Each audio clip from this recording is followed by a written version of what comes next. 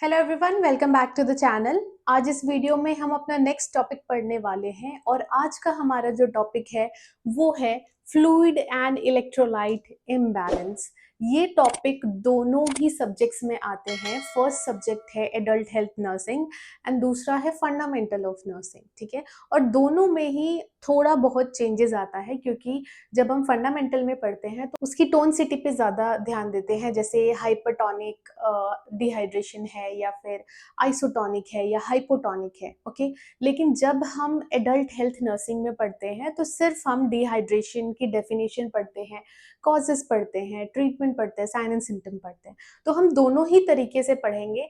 आज इसमें ये टॉपिक एडल्ट हेल्थ नर्सिंग में आएगा। ठीक है, तो ये टॉपिक किसका है? एडल्ट हेल्थ नर्सिंग का, जिसको हम पहले एमएसएन बोलते थे। ठीक है, ओके। तो फ्लूइड एंड इलेक्ट्रोलाइट इम्बैलेंस समझने के लिए सबसे पहले हमें ये समझना जरूरी है कि फ्लूइड एंड इलेक्ट्रोलाइट बैलेंस क्या होता है। ओके, तो इम्बैलेंस का क्या मतलब होता है कि कोई भी चीज संतुलित नहीं है, कोई भी चीज ऊपर नीचे हो गई है, या तो जैसे हम बोलते हैं ना इक्विलिब्रियम मेंटेन्ड होना, तो वो इक्विलिब्रियम बिगड़ गया है। ठीक है, उसको हम बोलेंगे इम्बैलेंस। लेकिन संतुलन बिगड़ा है, उसके लिए हमें संतुलन कैसे मेंटेन होता है वो पढ़ना जरूरी है।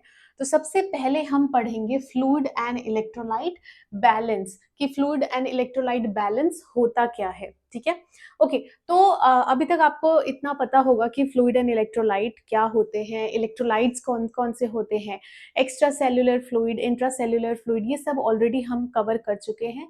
आपको अगर ये वीडियोस पढ़नी है तो आप डिस्क्रिप्शन में जाके चेक कर सकते हैं, मैं लिंक वहां प्रोवाइड कर दूंगी extra cellular fluid, intra cellular fluids के। यहाँ हम बात करेंगे फ्लूइड एंड इलेक्ट्रोलाइट बैलेंस, की फ्लूइड एंड इलेक्ट्रोलाइट बैलेंस क्या होता है। डेफिनेशन देखते हैं सबसे पहले। The process of regulating the extra cellular fluid volume, body fluid osmolarity and plasma concentration of electrolytes. ठीक है, तो ये क्या क्या रेगुलेट करता है? बैलेंस मतलब किस चीज का बैलेंस हो रहा है। ESF which is extra cellular fluid, मतलब जो हमारे सेल्स होते हैं, ऐसे हमारे सेल्स होते हैं। ठीक है, तो सेल्स में इंट्रा सेल्यूलर फ्लूइड होता है और सेल के बाहर जो स्पेस होता है उसमें एक्स्ट्रा सेल्यूलर फ्लूइड होता है। ठीक है, अब इसको मैं डिटेल में यहाँ पे नहीं बताऊंगी, ऑलरेडी हम कवर कर चुके हैं। तो intra cellular fluid, extra cellular fluid, okay, इन सब का बैलेंस मेंटेन्ड रहना बहुत ज्यादा जरूरी है, तभी हमारी जो बॉडी का इक्विलिब्रियम है वो मेंटेन रहता है। ठीक है, अगर इलेक्ट्रोलाइट्स बॉडी से कम हुआ या फ्लूइड बॉडी से कम हुआ तो वो फिर कुछ प्रॉब्लम्स क्रिएट कर देते हैं। ठीक है, वो प्रॉब्लम्स यहाँ पे लिखे हुए हैं, तो इसी वजह से वो बैलेंस रहना बहुत ज्यादा जरूरी है। ओके, तो क्या है? Regulating the extra cellular fluid volume.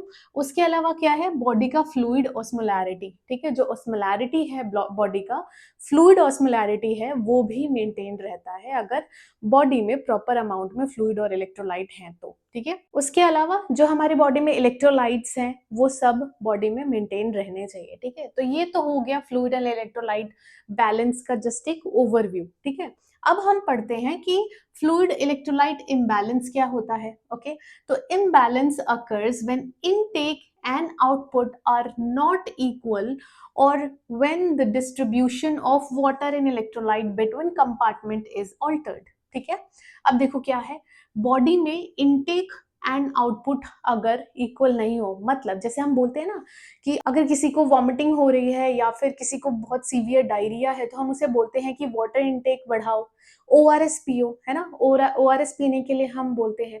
वो क्यों बोलते हैं? क्योंकि बॉडी से फ्लूइड निकल तो रहा है, मतलब आउटपुट क्या हो जाता है उस टाइम पे? इंक्रीज हो जाता है। अगर हम इनटेक को भी इंक्रीज नहीं करेंगे तो बहुत ज्यादा प्रॉब्लम हो जाएगी, तो उसकी वजह से क्या हो सकता है? डिहाइड्रेशन हो सकता है। ठीक है, इसी वजह से जितना आपकी बॉडी से आउटपुट है उतना ही आपको इनटेक लेना पड़ता है। मतलब अगर आप बहुत ज्यादा स्वेट करते हो तो आपको एक्स्ट्रा पानी पीना चाहिए। अगर आप ऐसे क्लाइमेट में रहते हो जहाँ बहुत ज्यादा गर्मी है तो गर्मी की वजह से आपको स्वेटिंग बहुत ज्यादा होगी, मतलब आपकी बॉडी से वाटर जो है वो बहुत ज्यादा बाहर निकल रहा है। दैट मीन्स आपको अपना वाटर इनटेक जो है उसको थोड़ा मेंटेन, मतलब fluid intake, water as in, मैं फ्लूइड को बोल रही हूँ, फ्लूइड इनटेक आपको मेंटेन करके रखना पड़ता है। ओके, तो यहाँ से आपको समझ में आ गया होगा कि इनटेक एंड आउटपुट आपको ऑलमोस्ट मेंटेन करना बहुत ज्यादा जरूरी है, ठीक है, एक हेल्दी रहने के लिए। पर अगर ये इनटेक और आउटपुट जो है ये मेंटेन्ड नहीं हो, ओके, तो उसको हम किस कंडीशन में लेंगे, इम्बैलेंस की कंडीशन में लेंगे, ठीक है।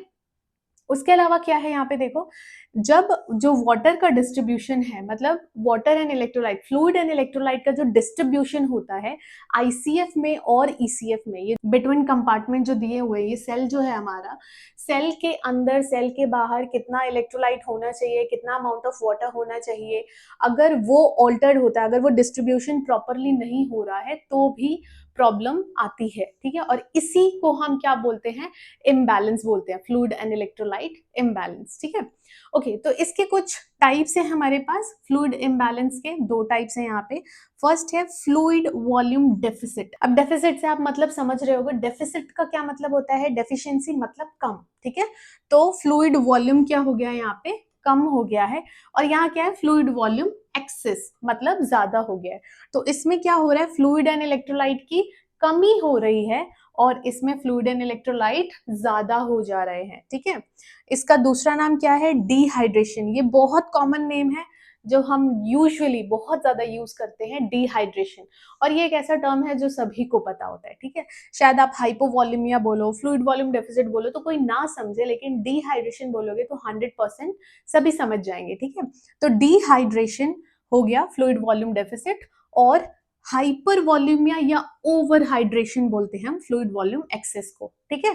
ओवर का क्या मतलब हुआ, ज्यादा, हाइड्रेशन का क्या मतलब होता है, फ्लूइड या फिर वाटर। हाइड्रेशन हम हाइड्रोजन वाटर के लिए यूज कर रहे हैं, तो जो हाइड्रेशन है वो वाटर है, ओवर का मतलब ज्यादा, हाइपर मतलब ज्यादा, वॉल्यूमिया मतलब वॉल्यूम ज्यादा हो गया है, ठीक है। तो हाइपर वॉल्यूमिया। और यहाँ क्या है, डिहाइड्रेशन, मतलब डी मतलब कम, हाइड्रेशन मतलब जो बॉडी का फ्लूइड है उसकी बात हो रही है, हाइपो मतलब कम, वॉल्यूमिया मतलब वॉल्यूम, ठीक है। तो आई थिंक आपको ये समझ में आ गया होगा कि ये दो टाइप्स कौन कौन से हैं, डिहाइड्रेशन एंड ओवर हाइड्रेशन। आप ऐसे भी पढ़ सकते हो, डिहाइड्रेशन या फिर ओवर हाइड्रेशन। बहुत लोग इसे अलग नाम से भी बोलते हैं, जैसे फ्लूइड ओवरलोड भी बोलते हैं, ठीक है। तो अलग अलग नाम आप लिख सकते हो अगर आप लिखना चाहते हो तो आज के लिए इतना ही। नेक्स्ट वीडियो में हम डिटेल में पढ़ेंगे कि फ्लूइड वॉल्यूम डेफिसिट क्या होता है, मतलब डिहाइड्रेशन क्या हो रहा है, और डिहाइड्रेशन कैसे उसको हम ट्रीट करेंगे, या फिर कॉजेस क्या हैं, उसके सिम्टम्स क्या हैं, ये सब हम नेक्स्ट वीडियो में डिटेल में बात करेंगे। पहले हम डिहाइड्रेशन के बारे में बात करेंगे, फिर हम ओवर हाइड्रेशन के बारे में बात करेंगे। ओके, तो आई होप आपको ये सब समझ में आया हो। अगर ये वीडियो अच्छी लगी तो वीडियो को लाइक करें, चैनल को सब्सक्राइब करें, और कोई भी डाउट या फिर रिकमेंडेशन है तो प्लीज कमेंट करके बताइए। Thank you so much for watching.